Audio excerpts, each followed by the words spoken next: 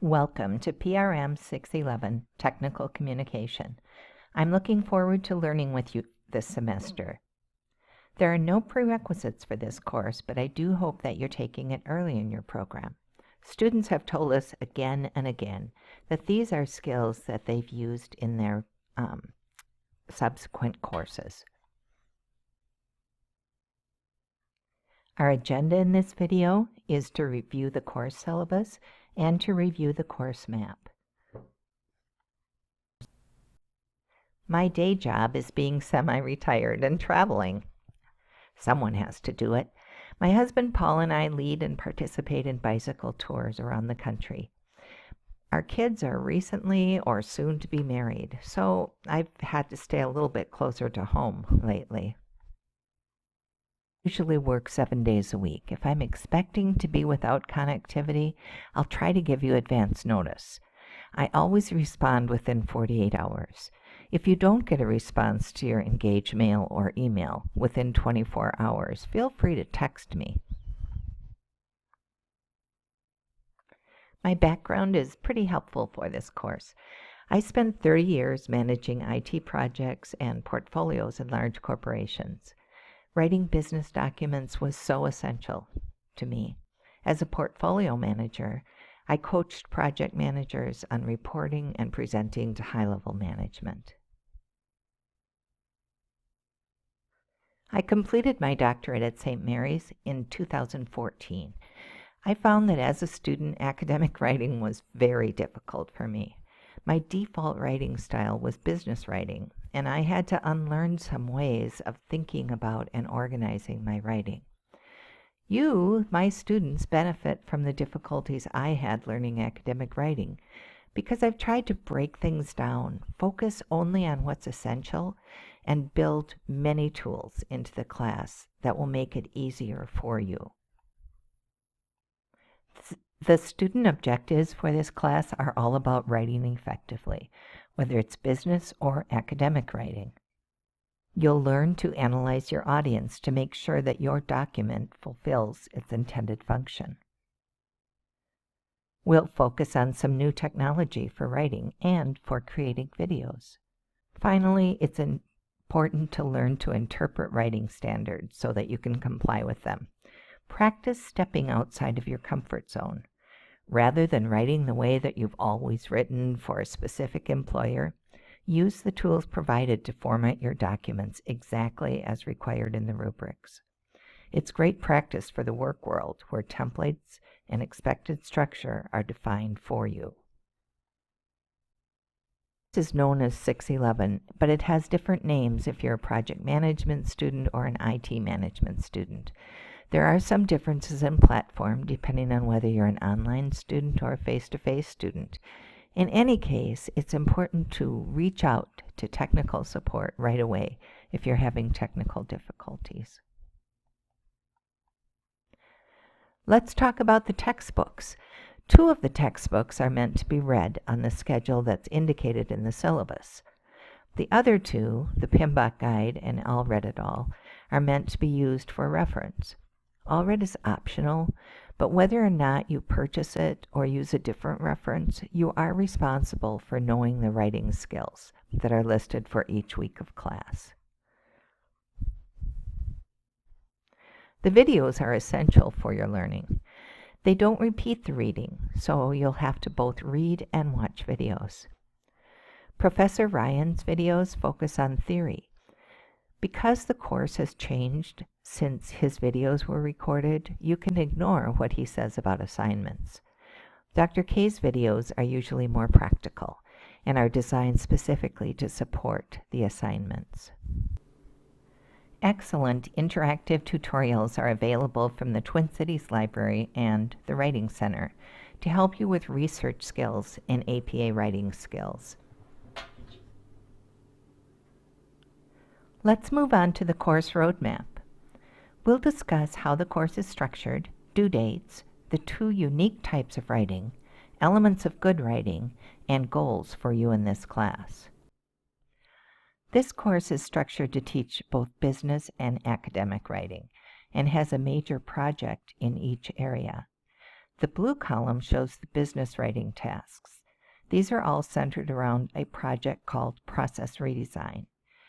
These tasks account for 200 out of 500 points. Next, you'll see the red column. This outlines the academic research writing tasks, which is the other major project in this course. Finally, in the rightmost column, in black, you'll see workshops. These are all supportive exercises. Pages 3 and 4 list each assignment with its due date. Once again, the type of assignment is color-coded. You'll have assignments in at least one project every week. Here's a snap quiz. Can you tell the difference between business writing and academic writing just at a glance? Let's look at a document. You decide whether this is business writing or academic writing. Make a list of the clues that helped you determine what it was. Let's start with the font. This looks like Calibri 11 or 12 point. Consider the spacing. Business writing is almost always single-spaced, with a blank row between paragraphs. I also see a number of bullet points and numbered lists. These are used most frequently in business writing. Sections in this writing are easy to navigate, and they seem to be separated by white space. Paragraphs in this writing are very short, typically less than 1 inch, sometimes 5 or 6 rows. I also see a number of graphic. These appear to be business data or facts and numbers that are used to support the assertions in the document. Okay, you're right. It is business writing. Business writing addresses a specific audience, and it has usually a very specific purpose. Often the reader is asked to take specific action after reading. Let's move on to pop quiz number 2. Is this business writing or academic writing? And how do you know? A format for the cover page appears to be provided by the school. This format includes a running head in the upper left-hand corner and page numbers in a specific area. The font is Times New Roman 12. Spacing is often a giveaway regarding what type of writing this is. Academic writing is always double-spaced, and it doesn't have any empty white rows. It is just one continuous flow with headings. Level 1, 2, and 3 headings have a specific format, and they are used to separate ideas. I also see the names of many authors with the year that the document was written. These in-text citations are cited to support your assertions. Essentially, you build your ideas on the writing of experts. And here we have a reference page. Reference pages are very typical of academic writing. Yes, this appears to be APA style, which indicates that it's academic writing. Here's an important question. You might be asking, how will I be graded? For discussions, timing is very important. Post your draft on time. You also need to give feedback to your peers on time.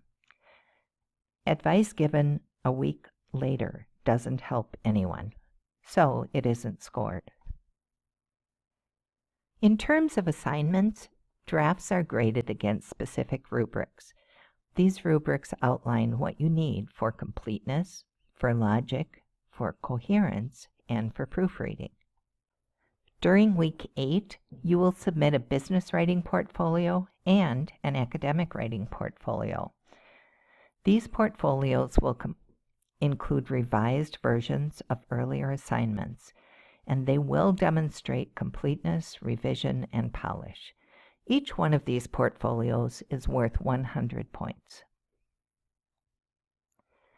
Good writing is good writing, whether its purpose and style are business or academic. One measure of good writing is, does it meet the task or purpose? This is measured against the rubric.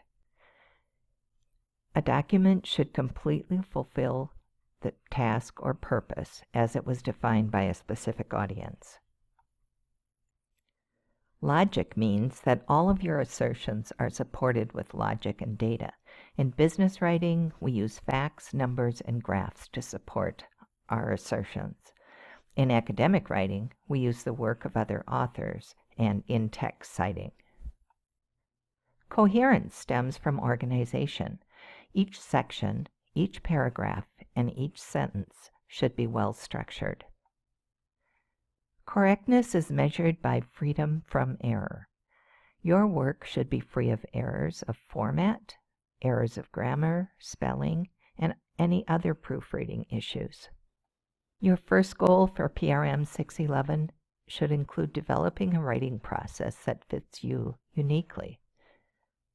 My process involves getting organized and then writing very messy, unorganized drafts just to get everything into a base document. I don't do any proofreading here because it would just slow me down. Revision is my next step. I pull out the rubric and I start revising my document to make sure that I've covered all of the essential elements in the correct order. I also look at feedback that I've gotten from the teacher and others, if any. Finally, I have a document that is worth proofreading, formatting, and wordsmithing. The beauty of this method is that I probably reduce my writing time in half because I spend so much less time revising, editing, and wordsmithing ideas that aren't even going to make it into the final document. A second goal for this class involves giving and receiving feedback. My doctoral research focused on how faculty teach project management students to give and receive effective feedback. In this course, you'll have plenty of opportunity to practice giving and receiving feedback to and from your peers and from the instructor. In conclusion, in this video, we reviewed the course syllabus and the course map, differentiated between business and academic writing, and highlighted the importance of feedback. Thank you for listening. I'm looking forward to seeing your writing, both in the early stages and in its polished, revised state as the class continues.